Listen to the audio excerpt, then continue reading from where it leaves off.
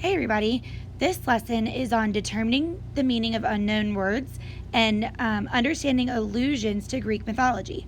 So we know that an allusion is a brief reference to another text or work of art, and common allusions often refer to Greek myths.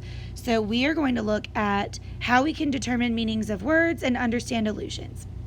Sometimes when we read a text, we come across a word or phrase that we don't know the meaning of, and it can be hard to comprehend or understand the text when we don't know the word. So sometimes an author might allude or refer to Greek mythology. So the author might use an allusion to Greek mythology to help us understand the words. And knowing some of the Greek myths can help us determine the meaning of those unknown phrases. So we're going to look at some common Greek myths that might help us understand the allusions authors might use to help us understand their writing a little bit better. The first common myth we're going to look at is the Trojan horse. The myth is that for 10 years, Greek soldiers tried to take the city of Troy. Then they used trickery. Greek soldiers were able to sneak into the city of Troy by building a giant, hollow wooden horse and hiding inside. The people of Troy, thinking it was a gift, took the horse inside their gates. That night, the Greek soldiers came out and opened the gates to let the rest of them into battle. So first, let's talk about some words that we might not know. So in the first sentence, it says, for 10 years, Greek soldiers tried to take the city of Troy. Here, take is another word for conquer or defeat. Another word we might not know is the word hollow. Hollow just means that it's empty on the inside. So this wooden horse had nothing but space, empty space on the inside, which is why the Greek soldiers were able to hide inside of it. So basically, the Greek soldiers built this horse and hid inside of it, and they presented it outside the gates of Troy to make it look like a gift. And when the people of Troy thought it was a gift, they brought it inside, and then the Greek soldiers came out and opened up the gates for the rest of the Greek army to come in and defeat Troy.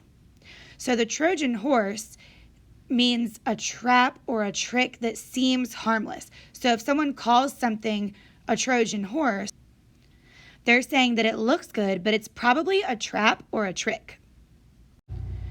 The next myth we're going to talk about is the Midas touch. So the myth says that King Midas was a man who wished that everything he touched would turn to gold. When Midas's wish came true, he realized it was a curse, not a blessing. Everything he touched turned to solid gold, including his food, drink, and his daughter. So even though this turned out to be a negative for King Midas, we often use the Midas touch to mean that someone is very lucky or has the ability to make things better or more valuable. So someone that is really good at having like a successful business might be someone who has the Midas touch. The next myth we're going to talk about is the myth of Pandora's box. So in the myth, Zeus, the king of the gods, sent Pandora to Earth with a box, and he told her never to open it. Pandora was very curious and snuck and opened it. When she opened the box, sickness, worry, crimes, and all the bad things entered the world. Pandora was sorry she opened the box, but it was too late. So this myth is the Greeks' attempt at explaining why there are bad things in the world. Where did bad things come from? And they, according to the myth, they believe that it came from Pandora opening the box that Zeus told her not to open. So Pandora's box means temptation can lead to trouble, problems from doing or talking about something. So you might be tempted to do something, but that's opening Pandora's box. It means it's going to start a whole lot more problems than you think it might start. The next myth we're going to talk about is the myth of Achilles' heel. The myth says that when Achilles was a baby, his mother dipped him into a magical river, giving him special powers. He was strong everywhere except for his heel, where his mother was holding him. Achilles battled many and eventually died when an arrow struck him on the heel. So Achilles was a soldier But when he was a baby, his mom held him by the back of his foot and dipped him into a river. But because his foot wasn't submerged in the magical river, that was his weak spot. So an Achilles heel means a person's weakness or what makes them vulnerable. So I might say that my Achilles heel is chocolate because I can't resist it and it's going to be my downfall, right? So an Achilles heel is a point of weakness. The next myth we're going to talk about is the myth of Aphrodite. The myth is that Aphrodite was known as the goddess of love and beauty. So if you say someone has the beauty of Aphrodite, you're calling them very beautiful. The next myth we're looking at is the myth of Herculean strength. You might have already heard about this myth because there's a popular movie about the main character, Hercules. So the myth is that Hercules was extremely strong even as a baby. A king did not like how strong he was and gave him tasks to complete. Each of the 12 tasks, called labors, were harder than the previous one. But Hercules used his incredible strength and intelligence to complete them. So, if someone refers to you as having Herculean strength, they're saying that you're very, very strong. If someone refers to something that they have to do as a Herculean task, they're saying that what they have to do is very difficult. So, a Herculean task is something that requires great strength and courage to complete. So, someone might say that their math test is a Herculean task. It's going to be very difficult and they're going to have to use all their strength and intelligence to do well on it. The next myth is the strength of Atlas. The myth is that Atlas was punished and made to hold the heavens separate from the earth. And you might hear someone say the weight of the world on their shoulders. That's a reference to Atlas, who was made to hold the earth on his shoulders. So if you are having the weight of the world on your shoulders, or if you are have to have the strength of Atlas, means that you're doing something that requires great strength and courage, a little bit like the Herculean tasks. The next myth we're going to talk about is the myth of the Odyssey. The Odyssey is a story about how King Odysseus and his men returned home after the Trojan War. The journey should have taken them a month, but it took them 10 years because they ran into so much trouble along the way. So if someone refers to an odyssey, they're talking about a long journey or adventure that has a lot of hardships or a lot of things that you have to overcome along the way.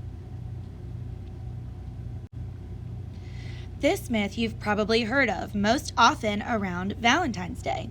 So this is the myth of Cupid's arrow.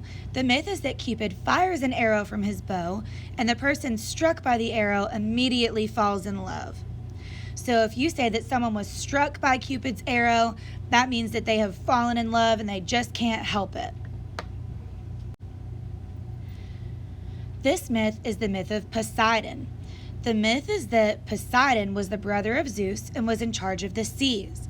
He was known for carrying a trident, which is this 3-pronged spear that Poseidon carries. And a lot of times when someone refers to Poseidon, they are referring to water. So if you say that someone prayed to Poseidon for a safe journey on a boat, well, Poseidon's the god of the seas, right? So they're praying for Poseidon to give them smooth seas. The next myth is the myth of the evil eye. If someone gave you the evil eye, you were cursed. So this usually references someone's body language or frowning at you with angry eyes, or some people might call it the stink eye. So if someone is glaring at you, they're giving you the evil eye, they're cursing you. So let's look at a text that references or alludes to Greek mythology.